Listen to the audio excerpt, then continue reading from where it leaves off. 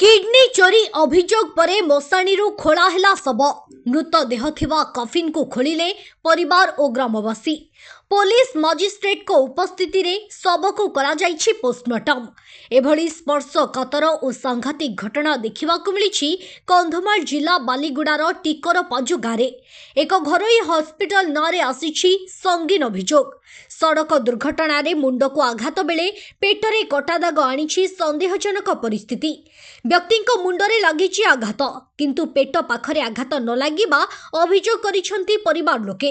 हेले आहत अवस्था रे आसीथिबा लोकर चिकित्साधीन अवस्था रे मृत्यु घटिछि।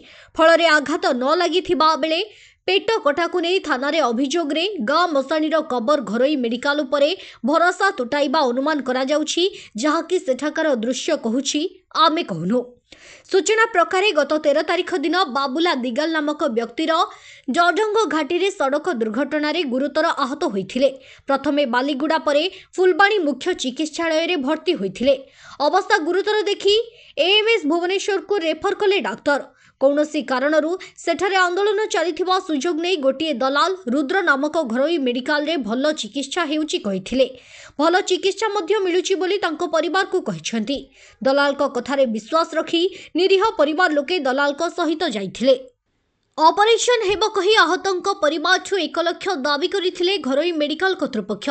ऑपरेशन सफल बोली मेडिकल पक्षरु मध्य कुहा जाइथिला, किंतु बाबुला दिगाल को मृत्यु घटिथिला। परे परिवार लोके पेट निकटरे कटा होइथिबा जानी किडनी चोरी होइथिबा संदेह करी बालीगुड़ा थाना रे लिखित अभियोग कले परिवार लोके। अभियोग को भित्ति करी मामला रुजु करिछि बालीगुड़ा पुलिस। बालीगुड़ा थाना अधिकारी एवं एएसआई को सहित 12 फांडी अधिकारी टिकर पाजु गांव को जाइथिले। मजिस्ट्रेट को उपस्थिति रे मोसाणीरू शव खोला जाइछि। शव को मध्य जबत करी पोस्टमार्टम निमंते बालीगुड़ा उपखंड मेडिकल को पठा जाइछि। तदंत मध्य जारी रखिछि बालीगुड़ा पुलिस। तेबे रक्षक अनुष्ठान जदि भक्षकक पेंठस्थली पलटिबो हेले लोकंक अवस्था कौन हेबो बोली प्रश्न उठे। अन्यपटे रुद्र नामक घरोई मेडिकल और दलाल को उपरे दृढ़ कार्यानुष्ठान निमंते तांको परिवार रो इसाक दिगाल प्रमुख गाँ लोके गणमाध्यम को सूचना दैछंती। बालीगुडारू फिलिप कुमार दिगाल को रिपोर्ट, हिंजिली लाइव न्यूज।